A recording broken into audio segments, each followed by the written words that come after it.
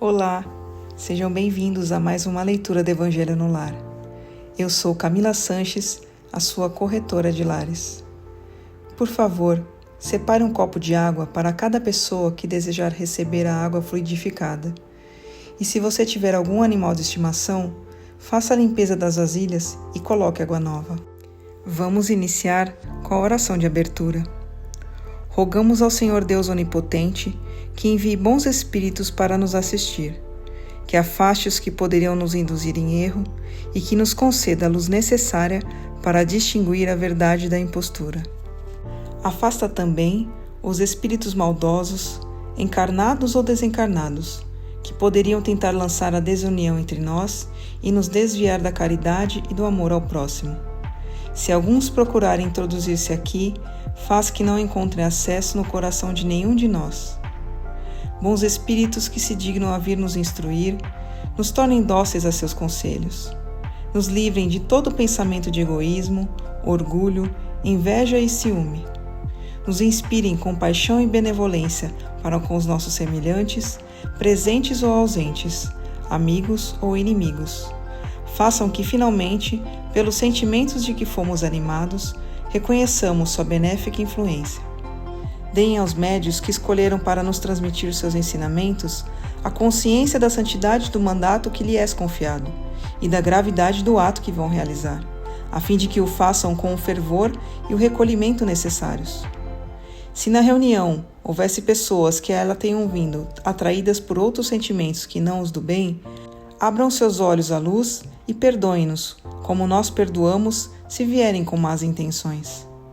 Pedimos especialmente ao espírito de André Luiz, nosso guia espiritual, que nos assista e que vele por nós. A leitura de hoje do Evangelho segundo o Espiritismo de Allan Kardec é do capítulo 27, Peçam e obterão. Ação da oração, transmissão do pensamento, itens 9 a 15. A oração é uma invocação. Por ela, o homem entra em comunicação por pensamento com o ser a quem se dirige. A oração pode ter por objetivo um pedido, um agradecimento ou uma glorificação. Pode-se orar por si ou por outrem, pelos vivos ou pelos mortos. As orações dirigidas a Deus são ouvidas pelos espíritos incumbidos da execução de suas vontades. Aquelas que são dirigidas aos bons espíritos são reportadas a Deus. Quando oramos a outros seres que não a Deus, recorremos a intermediários, a intercessores, porque nada pode ser feito sem a vontade de Deus. O Espiritismo torna compreensível a ação da oração, explicando o modo de transmissão do pensamento, seja no caso em que o ser invocado acuda a nosso apelo, seja no caso em que chegue a ele nosso pensamento. Para nos darmos conta do que ocorre nessa circunstância, devemos imaginar todos os seres encarnados e desencarnados mergulhados no fluido universal que ocupa o espaço, como neste mundo nós estamos na atmosfera. Esse fluido recebe o impulso da vontade, é o veículo do pensamento, como o ar é o veículo do som, com a diferença de que as vibrações do ar são circunscritas, ao passo que aquelas do fluido universal se estendem ao infinito. Quando, pois, o pensamento é dirigido para um ser qualquer, na terra ou no espaço, de encarnado para desencarnado, ou de desencarnado para encarnado, uma corrente fluídica se estabelece entre um e outro, transmitindo o pensamento como o ar transmite o som.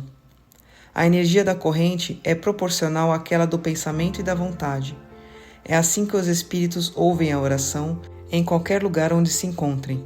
É assim que os espíritos se comunicam entre si, que nos transmitem suas inspirações, que relações se estabelecem à distância entre encarnados. Essa explicação vale especialmente para aqueles que não compreendem a utilidade da oração puramente mística. Não tem por objetivo materializar a oração, mas tornar seu efeito inteligível, mostrando que ela pode exercer ação direta e efetiva. Nem por isso deixa de estar subordinada à vontade de Deus, juiz supremo em todas as coisas, e que somente Ele pode tornar sua ação eficaz. Pela oração, o homem clama pelo concurso dos bons espíritos que acorrem para sustentá-lo em suas boas resoluções e para lhe inspirar bons pensamentos. Desse modo, adquire a força moral necessária para vencer as dificuldades e para voltar ao caminho certo se dele se afastou. Por esse meio, pode também afastar de si os males que atrairia por sua própria culpa. Um homem, por exemplo, vê sua saúde arruinada pelos excessos que cometeu e leva até o fim de seus dias uma vida de sofrimento. Terá ele o direito de se queixar se não obtiver sua cura? Não, pois poderia ter encontrado na oração a força de resistir às tentações. Se dividirmos em duas partes os males da vida, uma daquelas que o homem não pode evitar e a outra das tribulações de que ele próprio é a causa primeira, por sua negligência e por seus excessos, veremos que a segunda vence em muito a primeira em quantidade. É, portanto, evidente que o homem é o autor da maior parte de suas aflições e que poderia evitá-las se agisse sempre com sabedoria e prudência. Não é menos certo que essas misérias são o resultado de nossas infrações às leis de Deus e que, se observássemos pontualmente essas leis, seríamos de todo felizes. Se não ultrapassássemos o limite do necessário na satisfação de nossas necessidades, não contrairíamos as doenças, que são a consequência dos excessos, nem experimentaríamos as tribulações que essas doenças acarretam. Se puséssemos limites à nossa ambição, não haveríamos de temer a ruína. Se não quiséssemos subir mais alto do que podemos, não teríamos medo de cair. Se fôssemos humildes, não sofreríamos as decepções do orgulho abatido. Se praticássemos a lei de caridade, não seríamos maldizentes, nem invejosos, nem ciumentos, e evitaríamos as disputas e as divisões. Se não fizéssemos mal a ninguém, não haveríamos de temer as vinganças e etc. Admitamos que o homem nada possa sobre os outros males, que toda oração seja inútil para preservar-se deles. Já não seria muito estar livre de todos aqueles que provêm da própria conduta pessoal? Ora, aqui facilmente se concebe a ação da oração, porque tem por efeito clamar a inspiração saudável dos bons espíritos, lhes pedir a força para resistir aos maus pensamentos, cuja realização pode ser fatal. Nesse caso, não é o mal que eles afastam, é a nós mesmos que eles afastam do pensamento que pode causar o mal, e nada obstruem os decretos de Deus, nem suspendem o curso das leis da natureza. Eles apenas impedem que nós infrinjamos as leis, dirigindo o nosso livre-arbítrio. Eles agem, contudo, a nossa revelia de maneira oculta, para não subjugar nossa vontade. O homem está então na posição daquele que solicita bons conselhos e os põe em prática, mas que continua sempre livre para segui-los ou não. Deus quer que assim seja, para que tenha a responsabilidade de seus atos e o mérito da escolha entre o bem e o mal. É isso que o homem pode estar sempre certo de receber, se o pedir com fervor, e é a isso que podem especialmente ser aplicadas estas palavras: peçam e receberão. A eficácia da oração, mesmo reduzida a essa proporção, não teria um resultado imenso? Estava reservado ao Espiritismo provar-nos sua ação, pela revelação das relações existentes entre o mundo corporal e o mundo espiritual. Os efeitos da oração, contudo, não se limitam aos que assinalamos. A oração é recomendada por todos os espíritos. Renunciar à oração é menosprezar a bondade de Deus, é recusar para si sua assistência e para os outros o bem que se pode fazer a eles. Acolhendo ao pedido que lhe é dirigido, Deus muitas vezes tem em vista recompensar a intenção, o devotamento e a fé daquele que ora. Eis porque a oração do homem de bem tem mais mérito aos olhos de Deus e sempre mais eficácia, pois o homem vicioso e mau não pode orar com fervor, e a confiança que somente o sentimento da verdadeira piedade dá. Do coração do egoísta, daquele que ora somente com os lábios, só poderiam sair palavras, mas não os ímpetos de caridade que dão à oração todo o seu poder. Compreendemos isso de tal forma que, por um movimento instintivo, nos recomendamos de preferência as orações daqueles cuja conduta sentimos que é agradável a Deus, porque são sempre bem atendidos. Se a oração exerce uma espécie de ação magnética, se poderia supor que seu efeito se subordina à força fluídica. Ora, não é assim. Visto que os espíritos exercem essa ação sobre os homens, suprem, quando necessário, a insuficiência daquele que ora, seja agindo diretamente em seu nome, seja dando-lhe momentaneamente uma força excepcional, quando for julgado digno dessa graça ou quando pode lhe ser útil. O homem que não se julga suficientemente bom para exercer uma influência salutar não deve se abster de orar pelos outros, com a ideia de que não é digno de ser escutado. A consciência de sua inferioridade é uma prova de humildade, sempre agradável a Deus, que leva em conta a intenção caridosa que o anima.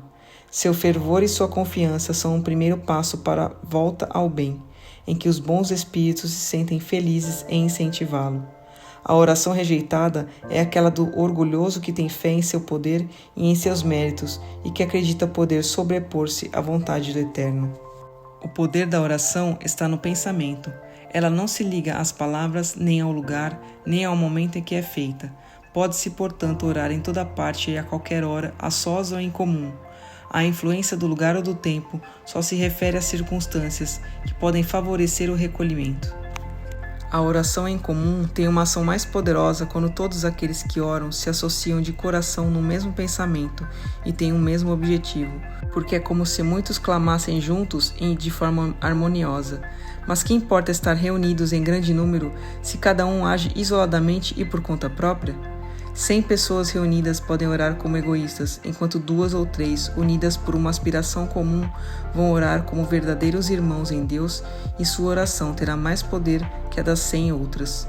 Palavra dos Espíritos, graças a Deus. Mas antes de iniciarmos a oração de encerramento, eu quero pedir a você, que ainda não é inscrito em nosso canal, por favor, se inscreva agora. Clique no botão inscrever-se aqui abaixo do vídeo. Aproveita para ativar o sininho das notificações e receber todos os nossos vídeos. Se você está com problemas, precisando de ajuda ou conhece alguém que está enfrentando muitas dificuldades em casa, como animaizinhos perdidos ou doentes, brigas constantes com os filhos, discussões no relacionamento, por favor, compartilhe essa mensagem. Leia também a descrição desse vídeo e entre em contato conosco pelo WhatsApp. Você pode salvar a vida de alguém, curtindo e compartilhando o nosso conteúdo. Vamos finalizar com a oração de encerramento. Agradecemos aos bons espíritos que se dignaram vir comunicar-se conosco e lhes rogamos que nos ajudem a pôr em prática as instruções que nos deram e façam com que, ao sair daqui, cada um de nós se sinta fortalecido na prática do bem e do amor ao próximo. Desejamos também que essas instruções sejam proveitosas para os espíritos sofredores, ignorantes ou viciosos, que puderam participar dessa reunião e para os quais imploramos a misericórdia de Deus. Amém.